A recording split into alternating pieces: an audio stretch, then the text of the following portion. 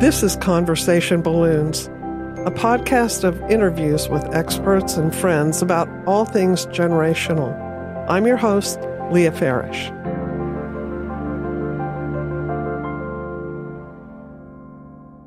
We're glad to be back in our little studio, this time with DeMarco Taylor, and he's the Dean of Students at Crossover Prep Academy in North Tulsa. And we have had a couple of related guests on, including some of his colleagues.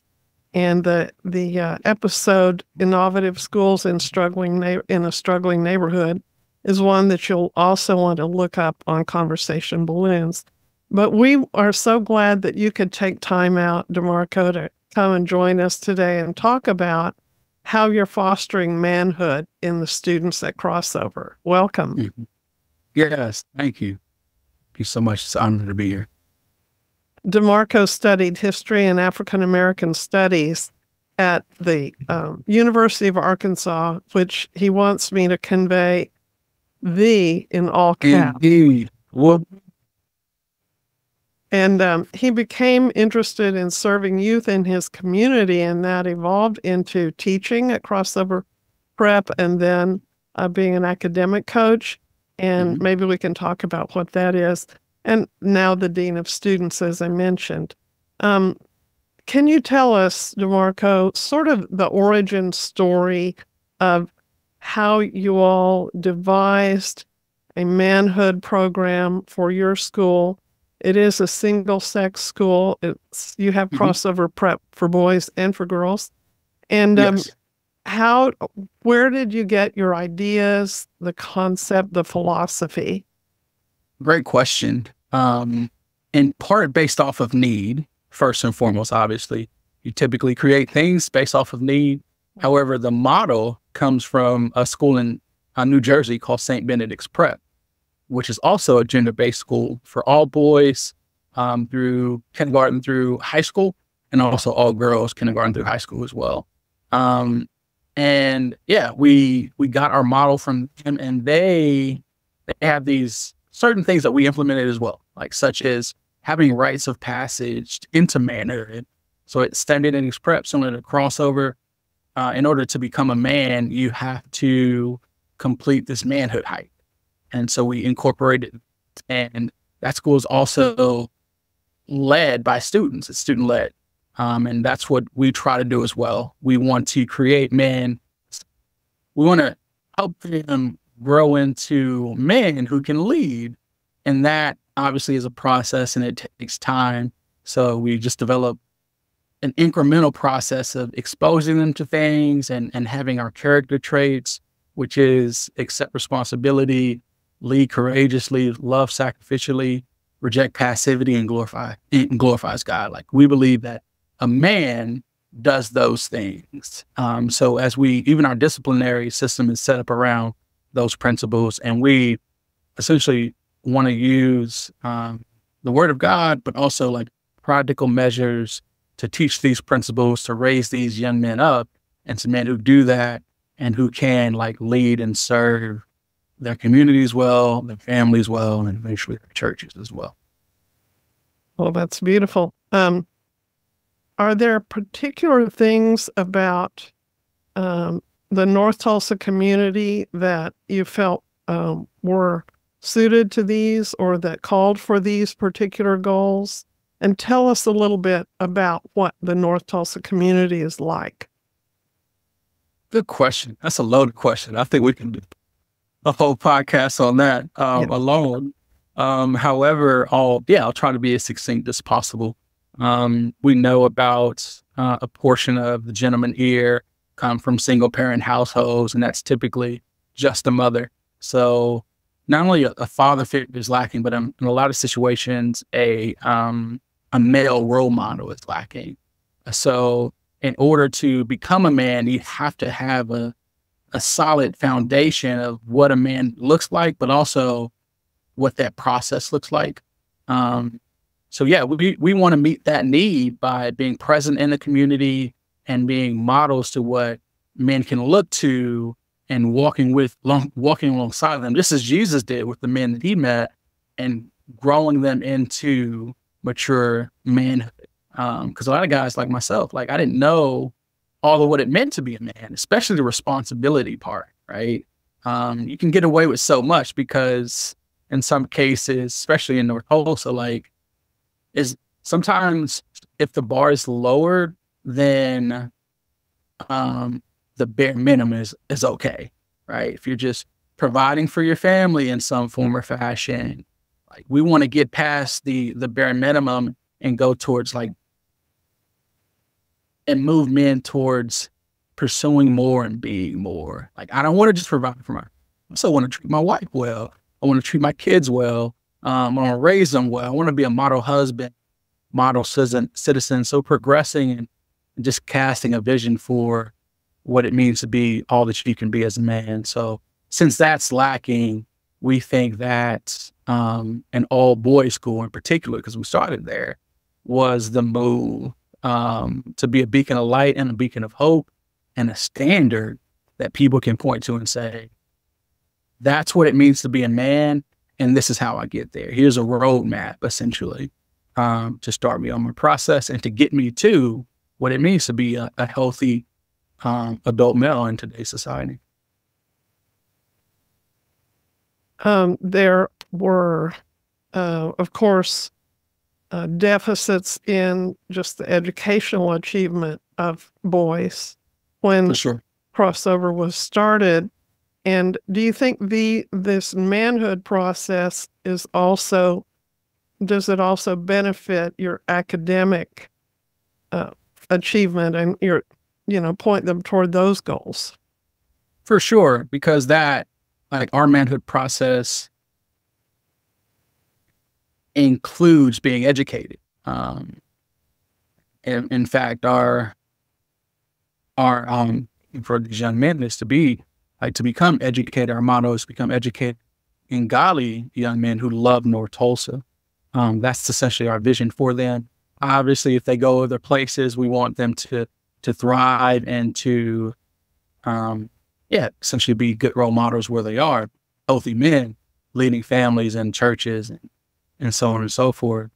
But that's the important part of like, and being a man means using all that God is giving you to reach your full potential, and that includes your mind.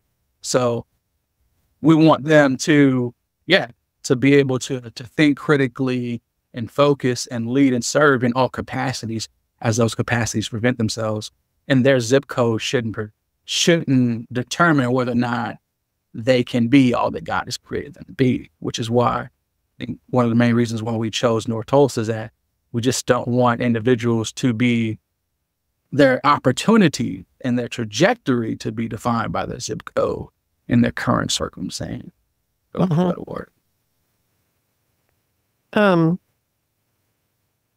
Did you get input from like scouting or other boy-led activities? Were there ideas that contributed to the template from those kinds of sources?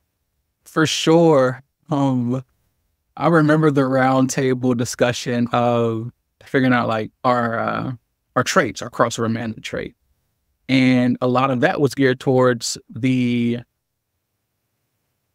discipleship and mentor experiences of the men at the table. Like, man, what does it mean to be a man? So we had to cipher through, forget the manhood series. There's a popular one. It escapes me right now. If it comes to me, I'll present it later. But that's, essentially where we get our traits from. It's just discipleship material that clearly and properly and appropriately define what it means to be a man, but also other all boys private schools, private Christian schools, and private schools in general around the country who did a good job at maturing and cultivating manhood in their young men. I think there's a school in Chicago that's all boys, 95 or 100% graduation rate, but also that's mirrored in their college acceptance rate as well. Like it's the same thing. It's like it's either 95 or 100, which is extremely high. Oh, yeah. So yeah, we essentially like came to the round table and put all of our resources and our social capital together to figure out like, man, what has your experience been in your process of becoming a man? What has been helpful?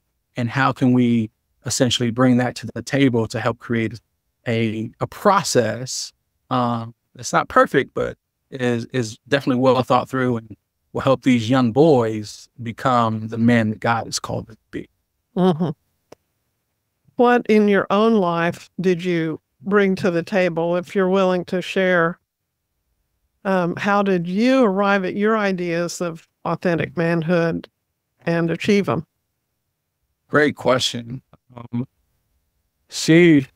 name drop a little bit, but there were just men in my life who took me under their wing. And some of these men, short-term segments, some of those were long-term, but the intentionality of those men. So I didn't just have my stepfather, because my biological father passed away when I was very young. Wow. But I learned to, because as an athlete, I learned to see qualities in men that I wanted to emulate, but also qualities in men that I did not want to emulate. And I learned to take from each man that was in my life those qualities that made them admirable to me, that made them respectable. And I took those qualities and I made them my own over time. But God was gracious enough to bring these men into my life, to allow me to learn from them, either in discipleship relationships or mentor relationships, and also learn through the mistakes of others, their shortcomings and the pain and the problems, the toxicity based on the choices they made, caused me to essentially avoid a lot of falls as well. And, yeah, I think those in particular, try not to miss anything, caused me to come to this conclusion of manhood. Getting to see healthy families too. I think it's not just me, it's not just men or young boys or teenagers watching older men, but it's watching men in their environments, seeing them around their wives, seeing them endure conflict and conflict resolution, apologize, like that life on life discipleship. That's what caused me in the conversations to like deconstruct a lot of misconceptions and misunderstandings that I had about manhood. Like those were game changers for me. And that's what I try to give towards my young men, and just be authentic too. I think I experienced a lot of authentic men who were honest about their struggles and shortcomings. And that just set me on a trajectory to really understand manhood and really live out these principles to serve our young boys well. I was just listening to Niobe Way, who's a scholar at NYU, talking about her research on boys of color. And she's studying friendship specifically, what boys at different ages want from friendship, how they get it. And it made me think about, she says that boys express in research a deep desire for friendship and a deep willingness to be authentic and very close with other boys until they get to about age 13 or so. Mm-hmm. And then they kind of clam up about it and they isolate themselves more. And, maybe by then they're looking for friendship in girls or competing for that. But she didn't go into that, but she did express concern that boys don't feel permission from any of their cultures. It was interesting. Mm-hmm. She was blaming this on what culture does to inhibit boys. And yet it was all different cultures that she studied. Mm-hmm. So boys are taught to not have feelings and to, gut it out and be independent and be strong, and they don't need anybody. And it made me think a lot about Crossover's approach to building community within the school and the motto of Crossover. Tell us about that. Yeah, I am my brother's keeper. That's our motto. And not only instilling brotherhood, but also community and family. And yeah, we've seen that throughout our school. We've seen that really, really bless the community, especially when we model it top down. And that's our endeavor, is to model it top down. There was one instance I do recall this year where a young man was being discipled by someone at the school. And yeah, that person also took them to their driver's license. I think he didn't pass one time, and then they had to go again, or he forgot some documents that was important. And so that, like, making it so that we are a family. Like, this is my brother, and whatever hurts him hurts me, whatever helps him helps me. And when he's in need, if I have it, I'm going to make sure his needs become met. And kids are starting to just gravitate towards that, accept it, and truly look out for each other, man. It warms your heart whenever you're in you're walking down the hallway, or you walk into a room and you see a guy pulling another guy aside to correct him on something. And man, yeah, I love that, because they're more apt to listen to each other than they are sometimes adults. So that's when those joyful moments when we see them really taking to our motto and our mission, is to be together and to be one unit, to serve, love, appreciate, and hold each other accountable. Tell about the multi-age grouping that you have within Crossover. How do those teams, are they called teams? What are they called? Yes. The school is essentially broken up into teams. Right now we have 7. Last year we had 6. We expanded a little bit. And yeah, we essentially choose a godly man from history or present, and we name our team after him.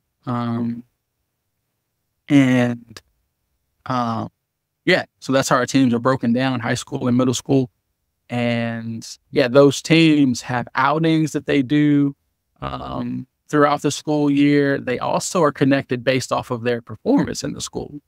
And unfortunately, their misbehavior as well. But we have 4A scores, and which are academics, attitudes, attendance, and athletics or activities.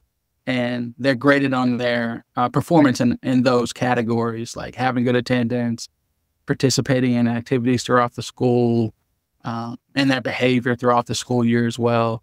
So we have 4A scores, and on a weekly basis, every Thursday, we have a breakdown of who's in the lead or the top 3 in high school division, but also the middle school division.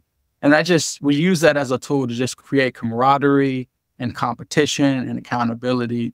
And we've seen that be very helpful and inspiring to the kiddos, to the young men. I don't want to call them kiddos. I saw that.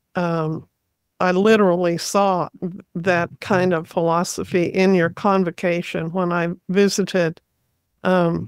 So a young man, when he's the team leader, he gets to wear the hoodie, right? That says, "I am my brother's keeper." Yes. And he would have the responsibility in convocation of reporting about attendance for each of the boys in his group, right? And so he has already, before the school day has really started, determined where every boy is. And if he isn't present, the team leader reports where he is. Is he on his way? Is he homesick? For sure. And that builds community and accountability and so many wonderful things right off the bat, first thing in the morning. I was impressed with that. For sure. Thank you for that. Yeah, they call, they text each other, call each other, and hold each other accountable. Mm-hmm. But we do have a firm deadline, like, hey, after this time, then you're tardy or you're no call, no show. And guys will say, I'm late. Can you, cause I'm as a D, they'll tell me like, hey, I'm late. I was late, but I called in. And we're like, okay, like I need the receipt. Show me text messages, missed calls. And that's when, if they were late, then their team leader holds them accountable. Like, nah, you missed the mark. Like, you were late, and you need to make some changes, do things differently. Just call me, shoot me a text. So yes, it just produces accountability and also support too, because they'll troubleshoot their own problems. Like if they try to give each other excuses, say for instance, my phone died. Well, you need to set an alarm every night to put your phone on the charger, or you go to bed, and that'll solve that. So it's neat to see them support one another, hold each other accountable, and encourage and challenge each other though. Uh-huh. It sure is. How does this building of friendships and community offer an alternative to, gang life? Do you see a parallel in what gangs offer to the positive things that you're doing? Man, great question. It offers family and community and support and encouragement. And I mentioned encouragement for a reason. Christian rapper by the name of Lecrae, super popular. I think he's an author as well. But he said something in the song called Just Like You that like resonated with me. And I use it as a source of like insight into discipleship and mentorship of young men. But he says in the song, they say I'm good at bad things, but at least they're proud of me. And kids are vying for value, value that sometimes they don't get, and validation sometimes they don't get at home, especially not for men. Because like it's one thing to be, I think fatherlessness is more broad than we give it credit for being, right? Because on one end, it's like, okay, my father's not present, and that's terrible, right? But you also have a father who's in and out of your life, so present but not consistent. And then you have a father who's present as in like attendance wise, but not presence as far as emotionally, mentally, physically, spiritually. So with all that being said, like having men who love you, who challenge you, who correct you with gentleness and firmness and like call out your potential. It's a great supplement to it. People who like, cause a lot of times like kids join gangs for those reasons that I mentioned, but also because they're just dealing with so much emotion and they gravitate towards people who are also going through the same things, who don't have the answers. So, like just being consistent, the opportunity to offer them consistency in the form of love and encouragement, correction, and like how God is long suffering with us, like showing them that we love them and that we want to be long suffering with them. You've got their back. We're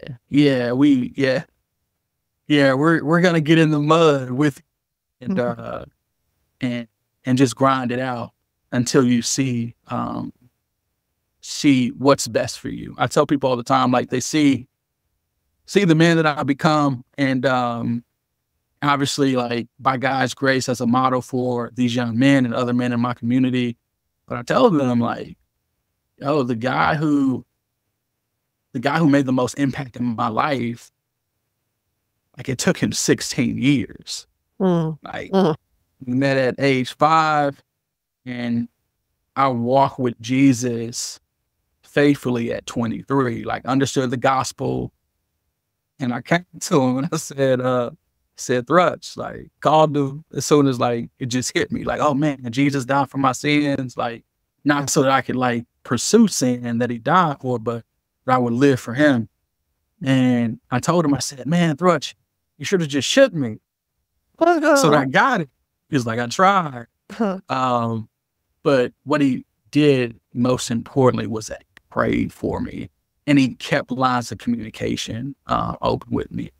You know, there's I think it's Father Greg Broyle who says, no one cares how much you know until they know how much you care. So yeah, just to persevere with people and to love them in spite of them, because that's how God does with us. Like, he loves us in spite of us, and eventually that love transforms us into surrendering to him. And we aim to do the same thing that Jesus did, and with the hopes that he'll transform them just as in the same way that he transformed us in the midst of our brokenness. Because there's no spectrum of brokenness. Like, it's either you're broken or you're not. And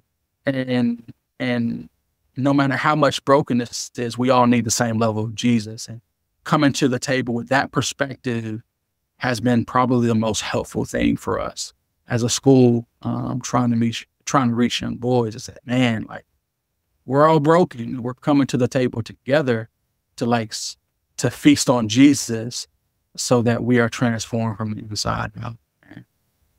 Yeah. And celebrating wins is super important. Super important.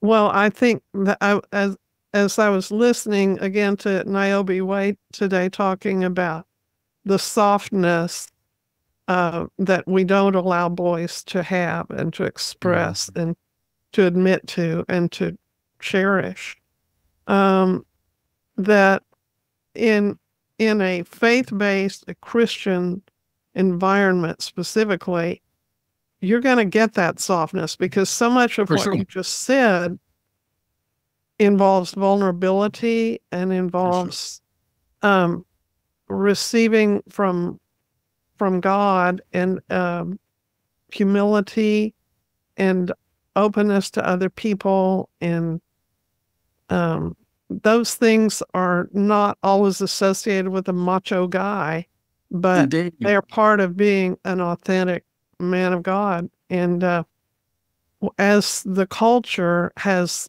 departed from a biblical understanding of humanity and manhood, that this dichotomy of softness and macho-ness has become more pronounced. And of course,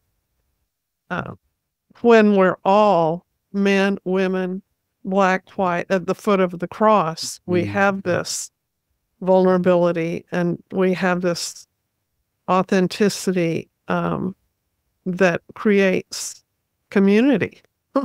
Indeed. It's that's good. It's so good that the great thing about that is that Jesus, the perfect man, has modeled all that for us. So as we endeavor to receive him, we can fully be man. Like, Jesus wept. So I too, as I look at him as my perfect example of manhood, like, I can realize that, man, it's okay for me to cry. And I can unearth the toxic masculinity that says, like, yeah, suck it up, don't cry, things of that nature. And also teach them that it's okay, and teach them to, like, reject that form of, like, incomplete or toxic masculinity that says that you can't express your emotions, that you can't be, of course, endure when it's physical pain. But yeah, I tell them, remember a memory specifically, one of our football players, I think it was his sophomore year, he dislocated his shoulder or something along those lines, and he was crying. Like, he's a stud. He still is a stud. He just graduated. And I remember just telling him, like, feeling the need to tell him, just in case he didn't know, because it was at school and he was crying, like, it's okay for you to cry. Like, he was like, I know. And I was like, I get that. But I just felt the need to reinforce the truth of the matter, is that, yeah, it's okay for you to cry. If someone tells you otherwise here, we're going to have to correct them and essentially teach them that, yeah, it's okay for you to express your emotions. Because we don't want them to be men who only express the emotion of anger. And Mm. then anger becomes the only emotion that they know. They don't know how to process how they're feeling, what they're feeling, why they're feeling. That was one of our big topics for last year. It's just like emotional intelligence, like knowing the why behind the things that you do and not masking everything with anger. Because we do that as men because we don't want to seem emotional, but in reality, anger is still an emotion. You're still emotional. You're just choosing an emotion that's more macho, for lack of a better word. Yeah, let's face it head on, and let's heal, and let's work to grow together. Yes, I love it.